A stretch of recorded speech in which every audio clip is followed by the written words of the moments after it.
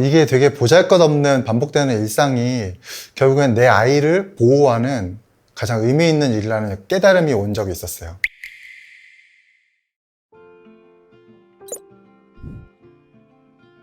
네, 안녕하세요.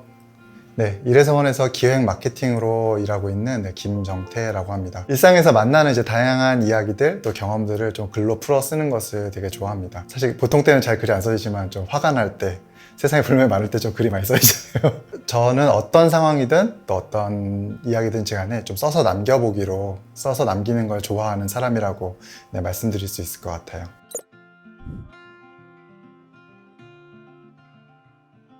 저희 아이가 이제 세상에 나왔을 때 제가 타이밍 좋게도 백수가 되었거든요. 일을 하지 않았던 상태였는데, 그래서 자연스럽게 약간 주중에 독방 육아를 담당하게 됐어요.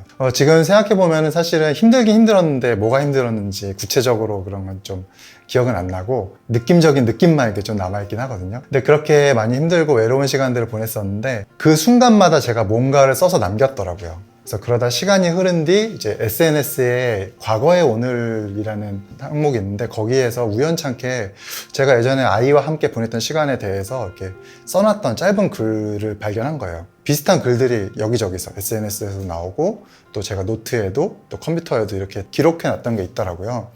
그것들을 좀 모아서 이걸 그냥 흘려보내긴 너무 아깝다, 블로그에 젖병 씻고 신학이라는 이름으로 연재를 시작했어요. 이 책은 육아의 어려운 시간들을 제가 배웠던 성경과 신학을 통해서 좀 의미를 찾아보려 애썼던 흔적들이라고 할 수 있습니다. 처음에 제목을 젖병 씻고 신학이라고 했던 데에는 제가 어느 날 문득 육아를 하다가, 되게 육아를 하면은 의미 없이 반복되는 일들이 많거든요. 예를 들면은 젖병을 씻는다던가, 또는 이제 빨래를 계속 한다던가, 이렇게 평범한 일을 하다가 이게 되게 보잘것없는 반복되는 일상이 결국엔 내 아이를 보호하는 가장 의미 있는 일이라는 깨달음이 온 적이 있었어요. 젖병을 씻는다는 거는 사실 저한테 있어서 육아 그 자체였거든요. 아이는 이제 계속 먹잖아요. 계속 먹는 아이를 위해서 젖병을 소독하고 씻고 건조하는 그런 이제 귀찮고 반복되는 행동들이 아이의 생명과 건강을 유지하는 데 있어서 정말 필수적이고 중요한 행동이라는 것. 그렇게 작은 일에서부터 시작하는 신학, 일상에서 반복되는 가장 작은 일일지라도 얼마든지 성경의 이야기, 또 신학의 어떤 그런 담론들과 연결될 수 있다는 것을 이 제목을 통해서 좀 보여주고 싶었어요. 우리가 보통 성경이나 신학이라고 하면은 아주 좀 고차원적이거나 무게감 있거나 다가가기 어려운 그런 걸로 생각을 하잖아요. 좀 그런 선입견을 깨고 싶었던 것 같아요. 근데 이 제목도 제가 마음에 들었지만은 출간을 준비하면서 조금 더 제목을 좀 고민하게 되더라고요. 왜냐면 이제 주변 분들이 저건 아닌 것 같아 이렇게 자꾸 말리셔서, 저는 이제 제가 센스가 없다는 걸 인정하기 때문에 순종하는 마음으로 따라갔고요. 고민하던 중에 요한복음 1장 14절의 말씀이 육신이 되어 우리 가운데 거하셨다라는 그 말씀이 떠올랐고, 이제 거기서부터 말씀이 육아가 되어라는 제목을 만들었어요. 아마도 요한이 요한복음에서 이 선언을 했을 때 당시 사람들에게는 되게 이상한 이야기였을 거라고 생각해요. 왜냐면 1세기 당시에 헬라 로마 문화권의 사람들에게 그런 철저한 이분법, 영혼은 선하고 육체는 악하다는 그런 어떤 세계관이 있었잖아요. 그래서 선한 하나님의 말씀이 약간 저급하고 악한 인간의 육체로 왔다는 것, 당시 사람들에게 되게 충격이었을 것 같아요. 그래서 이 책의 제목을 말씀이 육아가 되어라고 지은 것도 비슷한 맥락인 것 같아요. 우리가 보통 성경, 말씀, 신학은 되게 거룩하고 그래서 왠지 다가가기 힘든, 그리고 또 함부로 대하면 안 될 것 같은 그런 느낌이 있잖아요. 근데 반면에 육아는 엄마만 하는 거, 또는 당연한 거, 다 하는 거, 그거 뭐가 힘들다고 그래, 이런 식으로 중요하게 여겨지지 않을 때가 많잖아요. 어떻게 보면 가장 보잘것없고 소외된 것이기에 거룩한 말씀과는 좀 거리가 멀어 보이지만, 성경과 신학이 얼마든지 그런 것들과 이어질 수 있다는 것을 좀 요한의 그 선언처럼 역설적으로 보여주고 싶었습니다. 그래서 제가 아이를 키우면서 경험했던 일들을 정경의 구성 순서에 맞춰서 구약이 육아가 되어 신약이 육아가 되어 라고 나눴고, 창세기부터 요한계시록까지 다양한 성경의 이야기들과 또 제가 육아를 하면서 경험했던 일들을 연결해서 목차를 좀 구성을 했어요. 그래서 각 에피소드를 관통하는 주제를 한 단어로 또는 문장으로 이렇게 삼고, 이제 관련된 성경 해석을 이야기와 연결해서 풀어주는 방식으로 기록했습니다. 사실 모든 에피소드 하나하나가 다 저희 아이와의 이야기와 연결됐기 때문에 소중한데요. 하나만 꼽으라면 이제 마지막 에피소드, 예, 제목이 계시고요. 부제가 끝을 생각하느라 지금을 즐기지 못하면 바보야 인데요. 저의 신앙과 삶에 대한 태도를 근본적으로 좀 바꾼 이야기이기도 해요. 저희 아이는 여행을 되게 좋아하거든요. 그래서 여행을 하는 동안에도 계속 이렇게 질문해요. 아빠 이 다음에 어디가? 이 다음에 어디가? 이거 끝나면 어디가? 이렇게 질문하거든요. 그러다가 결국에 여행 마지막 날이 되면은 이제 집에 갈 거야 하면은 울어요. 항상 울음을 터뜨려요. 그러니까 끝이 오는 게 너무 싫은 거죠. 끝이 오는 게 무서우니까 싫으니까 계속 이 다음에 뭐가 있는지를 확인하고 싶어 하고 계속 언제 이 시간이 끝날까 걱정하면서 물어봤던 것 같아요. 한 번은 속초 여행 마지막에 또 울음을 터뜨리면서 이렇게 아이가 슬퍼하니까 저희 아내가 아이한테 이렇게 말해줬어요. 끝이 오는 게 두려워서 지금을 즐기지 못하면 손해 라고요. 저는 한국 선교가 가장 이제 활발했던 2000년대 초중반에 선교단체에서 정말 열심히 사역을 했거든요. 정말 저의 모든 것을 좀 갈아 넣어서 그렇게 했던 배경에는 그때 당시의 분위기, 주님 곧 오시니까 우리 열심히 선교하고 열방으로 나아가고 그래야 돼. 그래서 혹시나 주님이 내가 준비되지 않을 때 오시면 어떡하지? 그런 이제 두려움도 있고 저 자신을 좀 채찍질하면서 정말 열심을 냈었어요. 그런데 그 시간이 지나서 타올랐던 열기가 전반적으로 빠지고 나서 보니까 그제서야 삶을 추스리려고 보니까 너무 앞만 보고 달려왔던 거죠. 그래서 남는 게 없는 것처럼 느껴지더라고요. 번아웃된 저의 삶을 신학이 끌어올려줬어요. 그러니까 종말이 어느 한 끝 지점이 아니라 예수님이 오시면서 시작되고 완성을 향해 달려가는 그 모든 순간이 종말이라고 하는 그 신학의 개념이 저를 살려줬던 거예요. 그러니까 마지막에만 집중하지 말고 주어진 모든 순간을 즐기고 하나님께서 허락하신 사람들과 행복하게 어울려 살아가는 것. 예수를 믿는 목적이 만약에 죽어서 천국에 가는 거라면 아마도 우리를 바로 데려가시지 않았을까요? 근데 그렇지 않잖아요. 그러니까 결국엔 우리가 이 땅에서 지금 해야 될 일이 있다는 거죠. 마지막을 두려워하는 대신에 지금이라고 하는 종말을 담대하게 살아가는 것. 저는 이런 자세가 신앙에 있어서 정말 중요한 자세구나라고 그때 깨닫게 됐거든요. 제가 기독교 출판이거든요. 본캐는 이제 기획 마케터인데요. 꿈이 하나 있어요.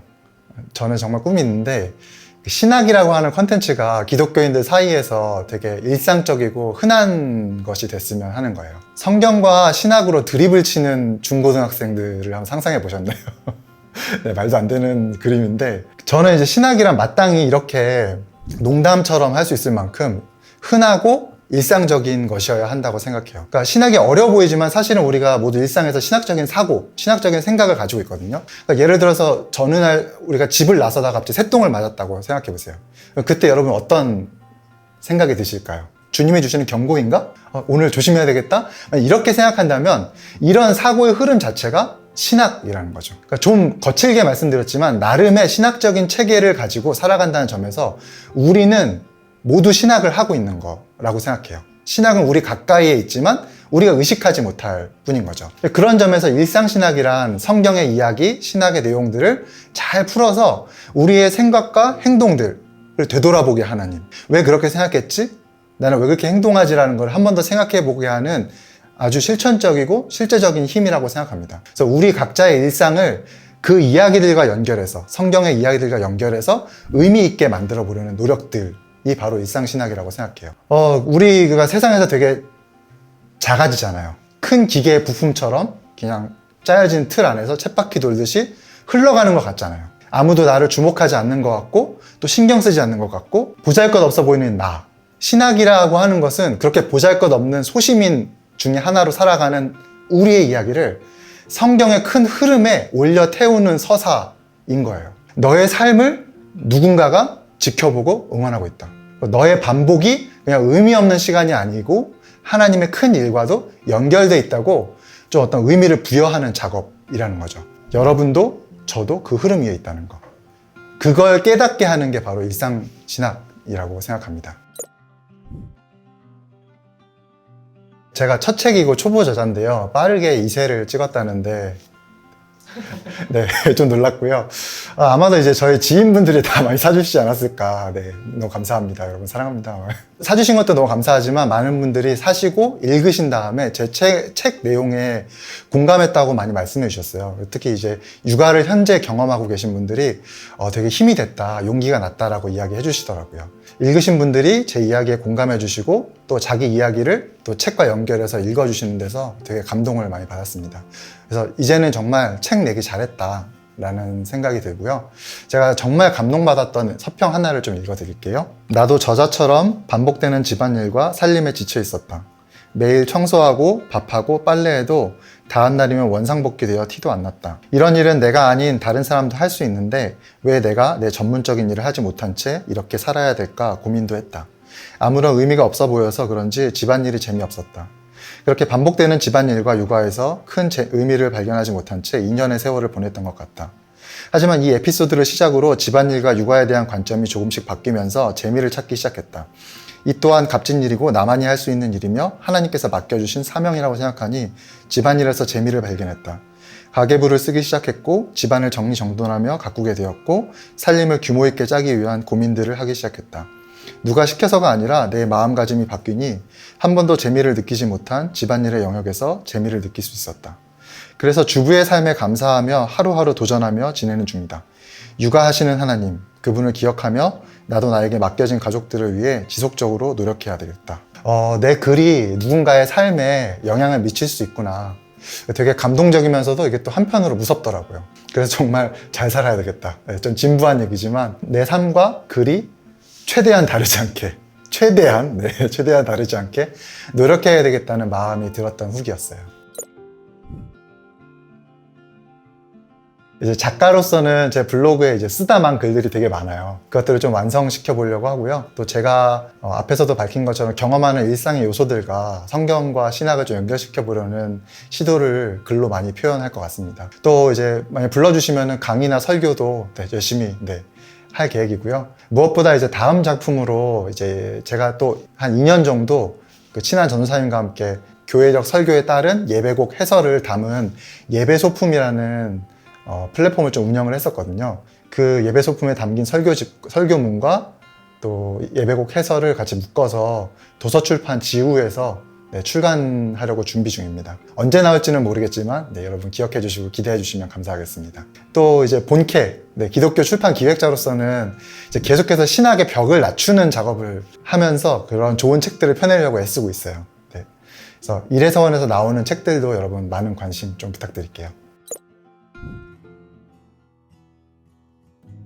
그 시간을 아껴라 때가 악하다라는 에베소서 말씀이 있잖아요. 이 말씀이 시간을 흘러가게 두지 말고 의미 있게 만들어라 라는 뜻이라고 합니다. 사실 육아를 하는 시간이 그냥 힘들기만 한 또는 이제 그냥 외롭기만 한 쫓기는 듯한 그런 시간으로 끝날 수도 있었지만 이제 글을 쓰는 행동이 그 시간을 좀 이렇게 붙잡아서 의미 있게 만든 것이었겠죠. 제 책을 읽으시는 분들도 지금 여러분을 흘러 지나치는 시간을 그냥 내버려 두지 마시고 붙잡아서 의미 있게 만드는 작업을 한번 시작해 보셨으면 좋겠어요. 그것이 글이든 사진이든 아니면 영상이든 다양한 자신만의 방법으로 여러분의 삶을 좀 기록해 보는 거죠. 그래서 그렇게 기록되는 붙잡아서 의미 있게 만드는 여러분의 일상을 응원하겠습니다. 감사합니다.